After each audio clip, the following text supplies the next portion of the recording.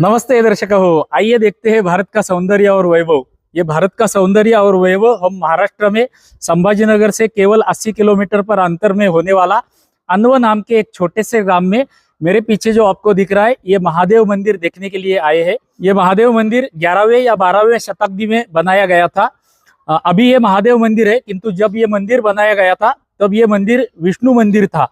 इस मंदिर में बहुत कुछ देखने जैसा है। अत्यंत सुंदर नक्काशी हमें इस मंदिर में देखने के लिए मिलती है। इसी मंदिर का पहला चलचित्र हमने पहले ही प्रकाशित कर दिया है। उस पहले भाग में हमने मंदिर अंदर से संपूर्ण रूप से आपको दिखाया था। इस मंदिर का प्रवेश मंडप, सभा मंडप, अंतराल, गर्भगृह, अंतराल का सुंदर नक्काशी काम, ये सारा हमने पहले भाग में दिखाया था। अभी आप दूसरा भाग देख रहे हैं, जिसमें हम मंदिर बाहर से देखने वाले हैं। यदि आपने इस मंदिर का पहला भाग देखा नहीं रहेगा तो आपसे प्रार्थना है कि पहला भाग देख लीजिए, उसके पश्चात ये दूसरा भाग देखने के आरंभ कीजिए। अभी इस मंदिर का बाहर से हमें दर्शन करना है और बाहर से भी अत्यंत सुंदर नक्काशी हमें देखने के लिए मिलने वाली है। तो आइए मंदिर बाहर से देखना आरंभ करते हैं। इस प्राचीन मंदिर का जो कट्टा या चौथरा है, इसे एक बाहर से विशिष्ट आकार दिया गया है। हमने ऐसे बहुत सारे प्राचीन मंदिरों में देखा हुआ है कि जिस देवता का वो मंदिर होता है, उस देवता के यंत्र का आकार उसके बाहर के चौथरे को या कट्टे को दिया जाता है। इस चौथरे को भी विशिष्ट आकार दिखाई देता है। संभवतः ये है कि ये विष्णु यंत्र का आकार रहेगा, किंतु हम आश्वस्त नहीं है इससे। यदि आपको इसके विषय में कुछ पता रहेगा तो कृपया टिप्पणी में लिख दीजिए, यह आपसे प्रार्थना है। यह है बाहर के चौथरे का या कट्टे का आकार। अभी हम मंदिर बाहर से देखना क्रमशः करते हैं।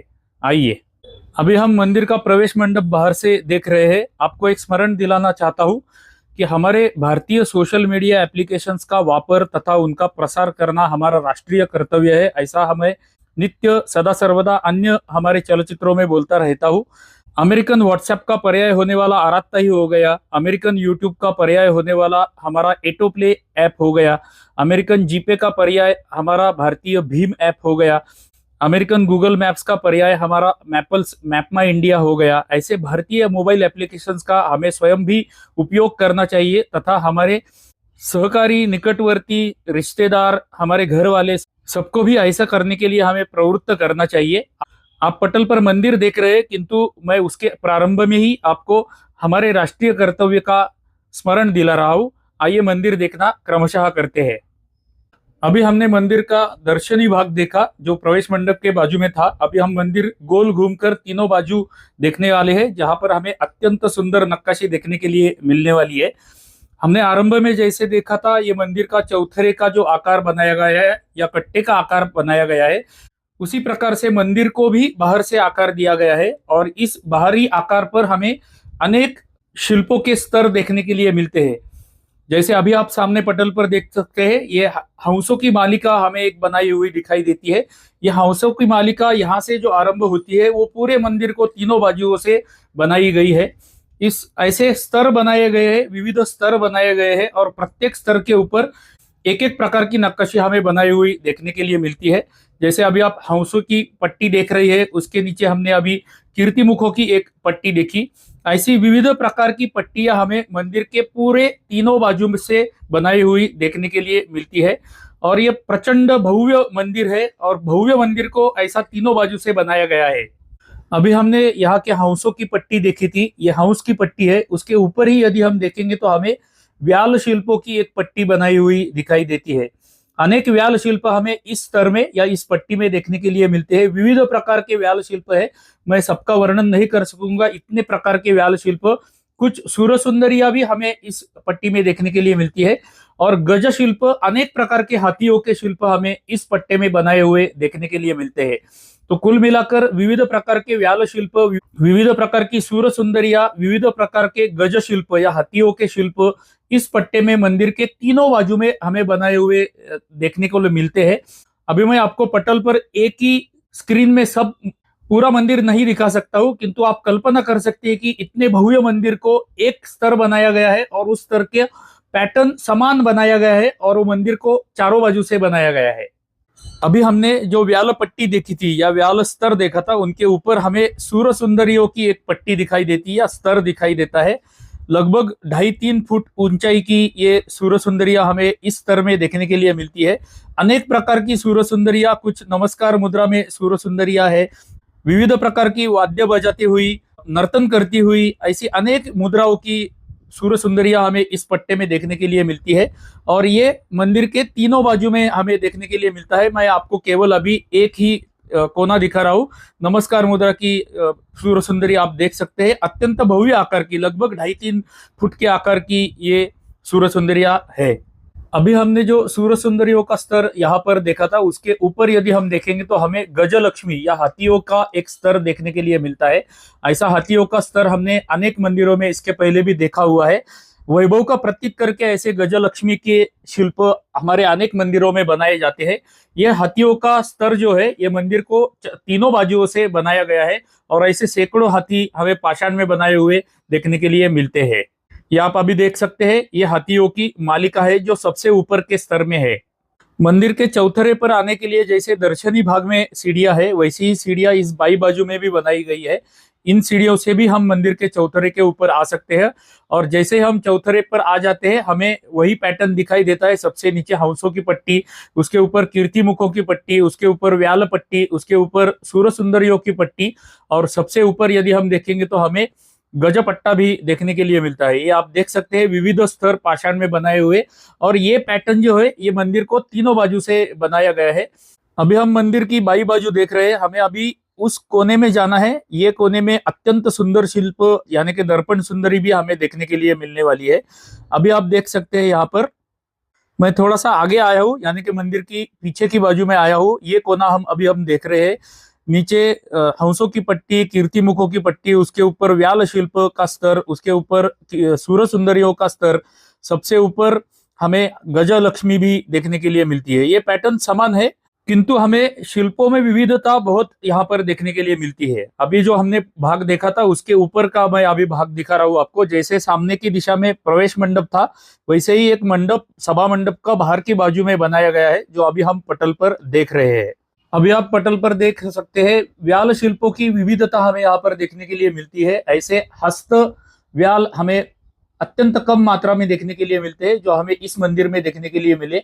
अभी हम थोड़ा सा फिर से मंदिर के गर्भगृह में जाने वाले हैं, और गर्भगृह में जाके हमें कुछ विशेष आपको दिखाना है, वो दिखाते हैं। आइए।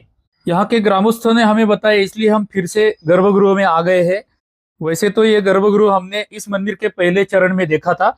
इस गर्भगृह में शिवपिंडी के पीछे की दिशा में हम कॉर्नर में देखेंगे तो वहां पर हमें एक मार्ग बनाया हुआ दिखाई देता है। मैं अभी थोड़ा सा सामने जाकर और अंदर से आपको दिखाता हूँ। यहाँ के ग्रामस्थों ने हमें ऐसे बताया कि इस अनव नाम के ग्राम में अन्य एक शिव मंदिर है, और इस शिव मंदिर से उस शिव मंदिर तक जाने के लिए ये प्राचीन कालावधि का मार्ग था, जो अभी बंद कर दिया गया है। किंतु प्राचीन कालावधि में एक मंदिर से दूसरे मंदिर को जाने के लिए भूमि के नीचे से मार्ग था, ऐसे यहाँ के ग्रामस्थ बताते हैं।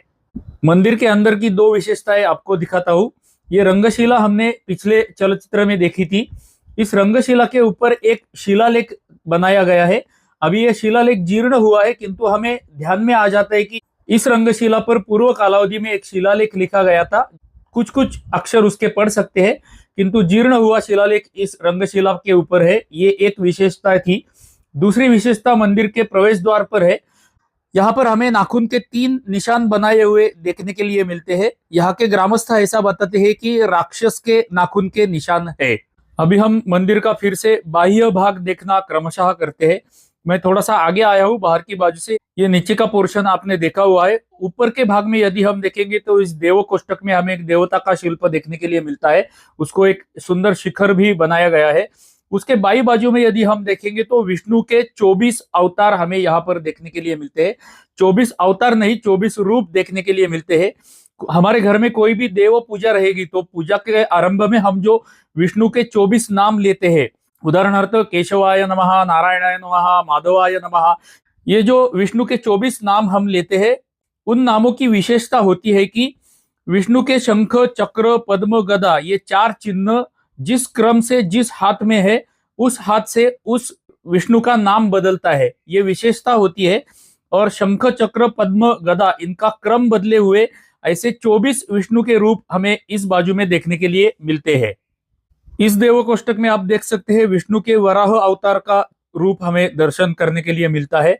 उसके बाजू में भी हमें विष्णु के अनेक शिल्प देखने के लिए मिलते हैं। इसीलिए मैंने आरंभ में बताया था कि ये प्राचीन कालावधि में विष्णु का मंदिर था तथा उसको बाद में शिव मंदिर में कन्वर्ट किया गया था। समय की मर्यादा के कारण मैं यहाँ के प्रत्येक शिल्प का वर्णन नहीं कर रहा हूँ। आप देखते देखते इसका आनंद लेते जाइए।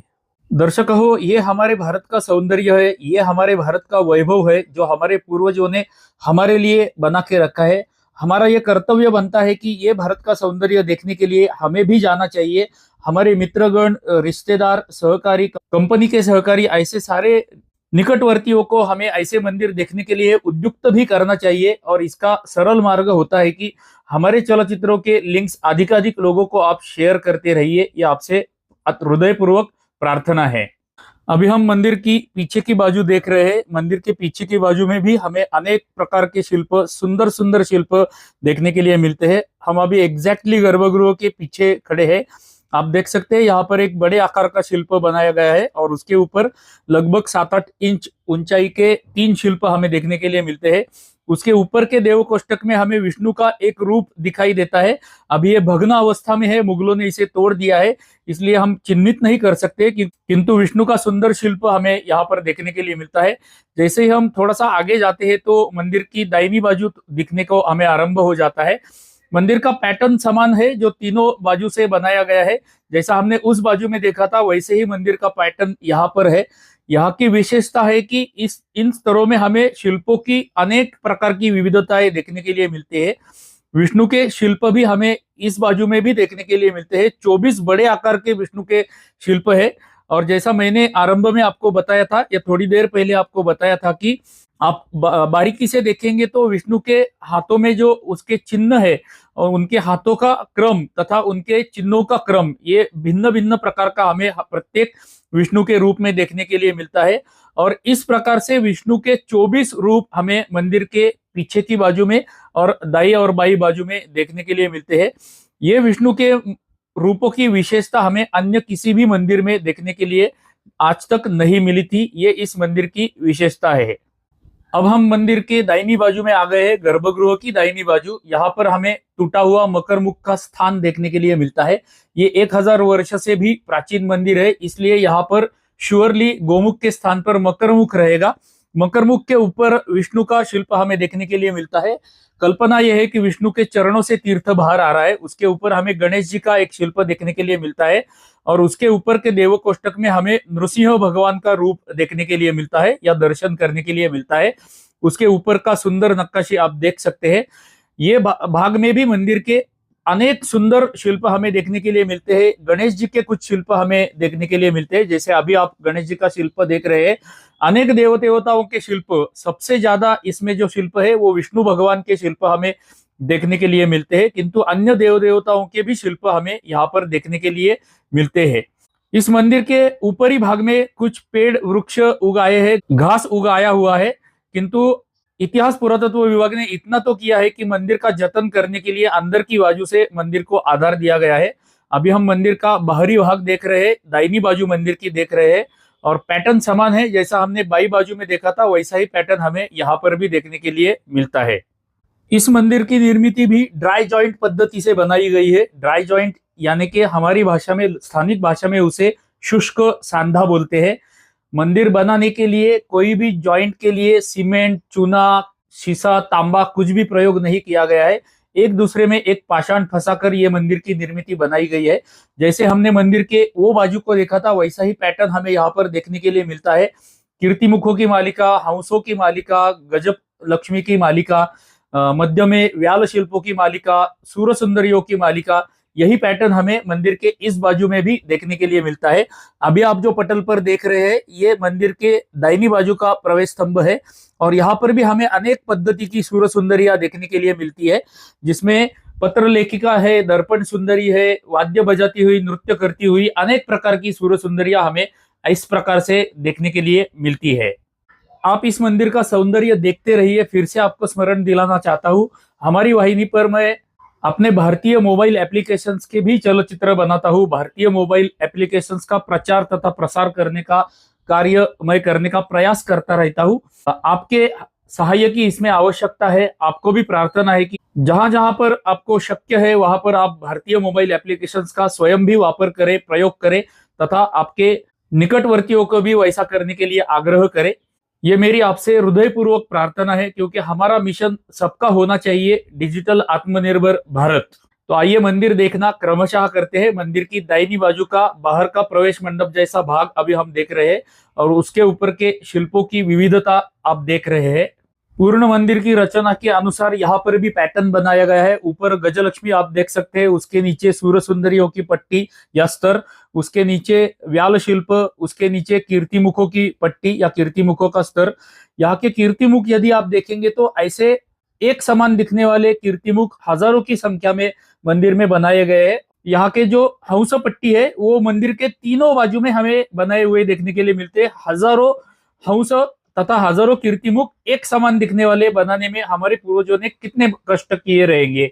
फिर से एक अन्य विषय का मैं आपको स्मरण दिलाना चाहता हूँ। हमारी वाहिनी पर हमने भारतीय शब्द नाम का एक उपक्रम आरंभ किया है, जिसमें हम हमारी हिंदी में तथा स्थानिक भाषाओं में जो अरबी तथा फारसी शब्द आते हैं उनके स्थान पर संस्कृत अथवा स्थानिक शब्द मैं बताता रहता हूँ। तो हमारे भारतीय शब्द नाम के उपक्रम का भी आप लाभ लीजिए, ये आपसे प्रार्थना है। अभी हम मंदिर की दाहिनी बाजू देख रहे हैं। ये मंदिर का अंदर का भाग जो है वो हमने पहले ही देखा हुआ था। इस बाजू से भी मंदिर के चौथरे के ऊपर आने के लिए सीढ़ियां बनाई गई है, यानी कि इस मंदिर के चौथरे पर आने के लिए तीनों बाजू से हमें मार्ग बनाया गया है। अभी हमने मंदिर का वो भाग देखा था। धीरे धीरे चलते चलते हम दाहिनी बाजू से आगे की दिशा में जा रहे हैं। मंदिर का पैटर्न इस बाजू में भी समान है, जैसे कीर्तिमुखों की पट्टी, व्यालों की पट्टी, व्याल शिल्पों की पट्टी, हंसों के शिल्प, ऐसे अनेक स्तर हमें सूर्य सुंदरियों के शिल्प, उन सारे शिल्पों में हमें विविधता देखने के लिए मिलती है। अभी आपको कल्पना आ गई रहेगी कि हमने इस मंदिर के दो चलचित्र बनाए हुए हैं। पहला चलचित्र लगभग 30 मिनट का हो गया था और दूसरा ये चलचित्र लगभग 18-20 मिनट का होगा। और ये दो चलचित्रों में मिलकर हमने मंदिर का केवल आपको 10% दिखाया है, इतना आप समझ सकते हैं। इतना भारत का सौंदर्य और वैभव निर्माण करने के लिए हमारे पूर्वजों ने कितना द्रव्य खर्च करके रखा रहेगा। इसलिए मैं नित्य आपको प्रार्थना करता रहता हूँ कि हमारे चलचित्रों के लिंक अधिकाधिक लोगों को शेयर करते रहिए, ताकि अधिकाधिक लोग ऐसे मंदिर देखने के लिए आते रहे। तो चलिए इस चलचित्र की इतिश्री करते हैं। तो दर्शकों, हमारी नित्य की प्रार्थना आपसे रहती ही है कि यदि हमने दिखाए हुए प्राचीन मंदिर आपको अच्छे लगते रहेंगे तो हर चलचित्र को कृपया लाइक किया कीजिएगा। एक छोटा सा कमेंट यानी कि टिप्पणी प्रत्येक चलचित्र को करते रहिएगा। आपकी टिप्पणियों का हमें लाभ होता है, अदृश्य लाभ होता है। यह चलचित्र अधिक से अधिक लोगों के पास आपके द्वारा पहुंचता है, आपके कमेंट्स के द्वारा पहुंचता है और हमें उससे उत्साह भी मिलता है। तो कमेंट अवश्य किया कीजिएगा। यदि अभी तक आपने हमारे वाहिनी को सब्सक्राइब नहीं किया है तो सब्सक्राइब भी कीजिए, यह आपसे करबद्ध प्रार्थना है। चलिए तो मिलते हैं ऐसे ही किसी प्राचीन और सुंदर मंदिर में अगले चलचित्र में। तब तक के लिए आप सभी को हर हर महादेव। धन्यवाद, धन्यवाद, धन्यवाद।